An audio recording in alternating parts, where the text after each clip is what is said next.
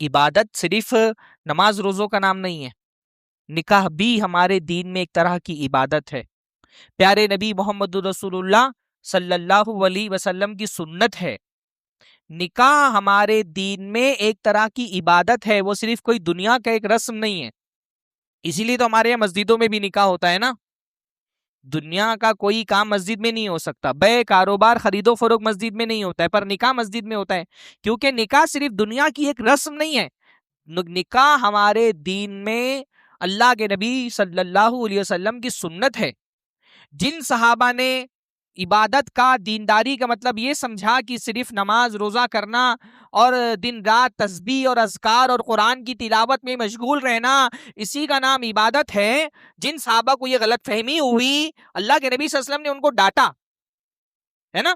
ایک صحابی نے، جو 3 صحابہ جو اللہ کے نبی صلی اللہ علیہ وسلم کی بیویوں کے پاس آئے تھے تاکہ اللہ کے نبی صلی اللہ علیہ وسلم کے معمولات کے بارے میں علم حاصل کر سکیں، ان 3 صحابہ میں سے ایک صحابی نے کہا تھا میں کبھی زندگی بھر شادی ہی نہیں کروں گا، شادی نہیں کروں گا، بیوی نہیں ہوں گے، بچے نہیں ہوں گے، صرف اللہ کی عبادت میں لگا رہوں گا، صبح شام دن بھر روزے رکھوں گا، رات میں نمازیں پڑھوں گا.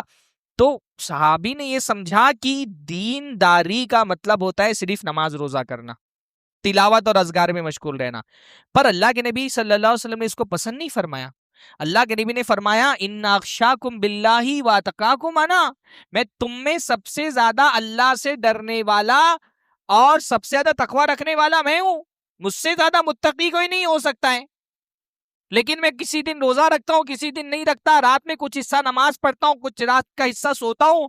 وَأَتَزَوَّجُ النِّسَاءَ، اور میں عورتوں سے شادیاں بھی کرتا ہوں. اگر شادی سے پرہیز کرنا کسی طرح کی دینداری ہوتی تو کیا میں بھی شادی نہیں کرتا؟ اگر شادی نہ کرنا یہ تقوی ہوتا تو میں بھی نہیں کرتا، پر میں نے کی شادیاں. اس کا مطلب شادی کرنا تقوی کے، دینداری کے خلاف نہیں ہے. تو نکاح کا یہ کانسیپٹ ہمارے دین میں کہ نکاح اپنے آپ میں ایک عبادت ہے، بلکہ کل قیامت کے دن جیسے اللہ تعالی ہم سے ہماری دیگر عبادتوں کے بارے میں سوال کرے گا، ہم سے ہمارے عقیدے کے بارے میں سوال کرے گا، ہم سے ہماری نماز کے بارے میں سوال ہوگا، روزوں کے بارے میں سوال ہوگا، صاحب استطاعت سے سوال ہوگا، زکوٰۃ دی تھی کہ نہیں دی تھی، حج کیا تھا کہ نہیں کیا تھا، ویسے ہی کل قیامت کے دن ہم سے ہماری بیویوں کے بارے میں اور ہماری بیویوں سے ان کے شوہروں کے بارے میں سوال ہوگا.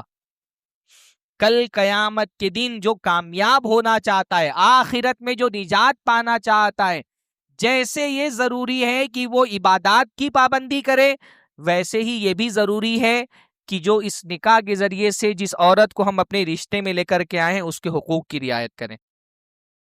اور عورت کے لیے بھی یہ لازم ہے کہ اگر وہ قیامت کے دن کامیاب ہونا چاہتی ہے تو اپنے شوہر کے حقوق ادا کرے.